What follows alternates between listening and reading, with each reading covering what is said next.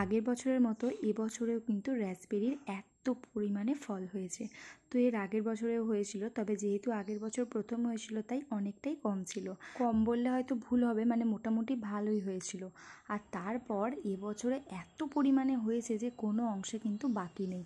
দেখতেই পাচ্ছেন এত সুন্দরভাবে এই রাস্পবেরিগুলো হয়েছে, মানে শীতকালটা যাওয়ার পরে পরে মোটামুটি ফেব্রুয়ারি মার্চের মধ্যেই কিন্তু এত সুন্দর রাস্পবেরি হয়ে গেছে। এরপর যত দিন যাবে ফলগুলো বাড়তে থাকবে আর এই ফুলের মতো অংশগুলো ঝরে যাবে। আর ওই যে দূরে দেখতে পাচ্ছেন একটা আম গাছ, কত পরিমাণে ফুল হয়েছে, একবারে গাছ ভরে গেছে, না জানি কতই ফল হবে। যাই হোক, আর একটু বড় হলে এই সাদা সাদা ফুলের মতোগুলো ঝরে যাবে আর ফলটা বাড়তে থাকবে। বাড়িতে সবাই এটা ভেবে চিন্তা করছে যে গাছটা কিভাবে দাঁড়িয়ে থাকবে, মানে এত পরিমাণ যদি ফল হয় তাহলে গাছটা হয়তো উল্টে পড়তে পারে।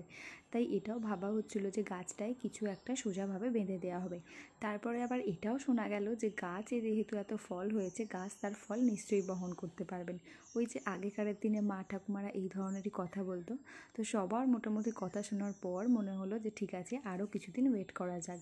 তো আরেকটু যখন ফলগুলো বড় হবে তখন কীরকম অবস্থায় থাকে সেটার উপরে ডিপেন্ড করছে। এই গাছটা অনলাইন থেকে নেওয়া হয়েছিল, আর এই গাছটা যখন বসানো হলো তখন জাস্ট 2 ইঞ্চির মতো একটা লাঠির মতো অংশ ছিল, মানে ওই গোড়া টাইপের।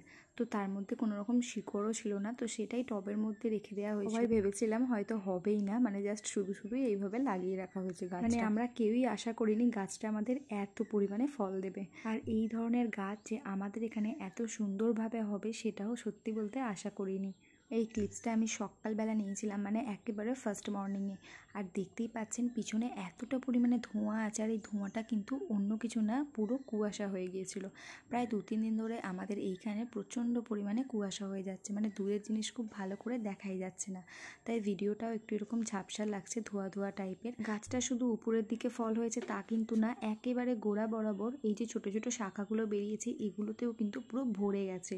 মানে এত পরিমাণে হয়েছে, জানি না ঠিকঠাকভাবে হয়তো পুরোপুরি হবে কিনা। যে হারে সকাল বিকাল ওয়েদার চেঞ্জ হচ্ছে তাই ভাবছি হয়তো ঝরে যেতেও পারে।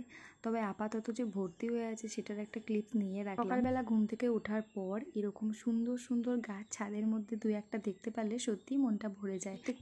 প্রত্যেকটা মানুষের জীবনে ভীষণই ব্যস্ত, তার মধ্যেও যদি এরকম 10-15 মিনিট টাইম গাছের সাথে দেওয়া যায় তাহলে কিন্তু নিজের মনটার সাথে সাথে সব কিছুটাই ভালো হয়। যেহেতু এই ধরনের গাছ সব জায়গায় নেই তাই বন্ধু বান্ধবদের সাথে অবশ্যই শেয়ার করবেন। আজকের মতো টাটা।